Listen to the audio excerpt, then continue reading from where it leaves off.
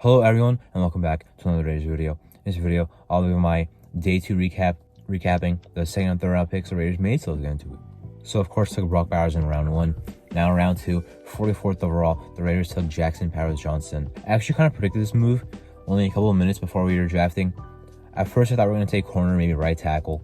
But then the corners started flying off the board, 4 in a row. I was thinking, the corners are actually falling pretty well. Cooper DeJean was still available, Kool-Aid McKinstry, and then, they both went. Then even after that, Kamari Lassiter and Max Melton, 2 guys I would have liked at 44. So after that, I didn't think we were going to take a corner because of all the ones that are falling. And then I saw Jackson Powers-Johnson was still on the board, and he was the best player available. And I thought he could still get a starting spot on our team at right guard. Not at center, but at right guard.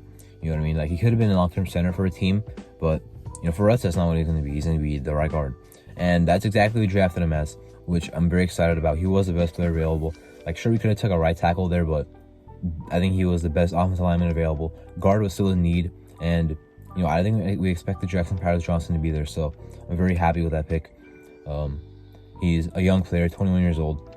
He played incredibly well this year. Was the best center in the nation, and he's a great player, arguably a first-round talent.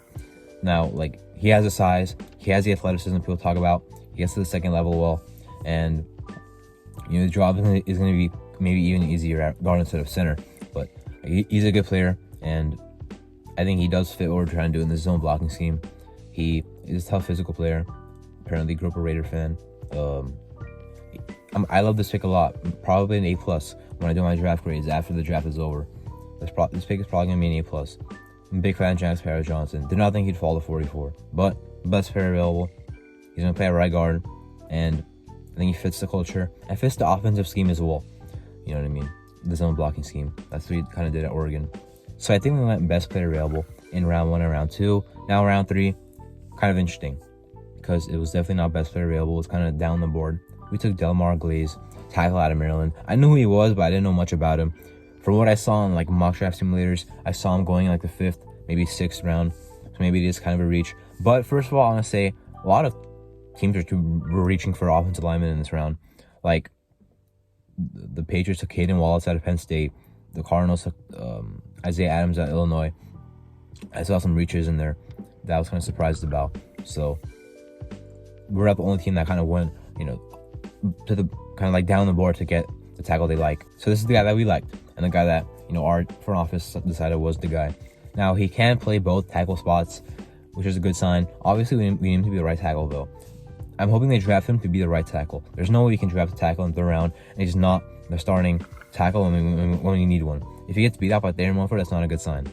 Because a swing tackle is valuable, but if he's in the 3rd round, he better start. So I'm hoping this is the right tackle of the future. What concerns me is I'm hearing some people say that he's projected as a guard at the next level, which better not be the case because they don't need a guard.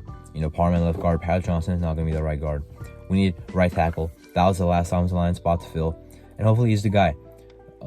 I watched a little bit of tape on him. He actually does look pretty good, but I have to watch a lot more definitely, and I definitely will once the draft is over. Right now, the pick seems like a reach, but at least it's at a position of need, and the offensive line is now filled out. So again, round 3, maybe kind of went down the board. That definitely was not best player available, but at least it was a position of need. Has the versatility at least in being a swing tackle, but hopefully he's the right tackle of the future. Hopefully we just fill out the offensive line here for the future. Right guard Powers-Johnson, right tackle Delmar Glaze. I will be watching more film on the guys that we draft and dropping scouting reports on them. I already did on Brock Bowers, which is on my channel, but first Powers-Johnson, I'll go in order, but excited to get into the tape of these guys.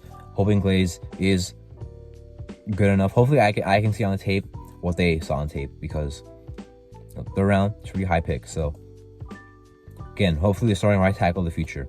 Now going forward, still haven't drafted a quarterback. Are we going to draft a quarterback at all? I'm not sure.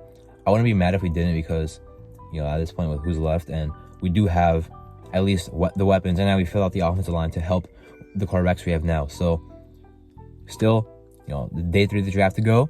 Hopefully we get some more good picks in there. But anyway, that's my reaction to the Raiders day 2 picks. I'm Artu, and thank you for watching.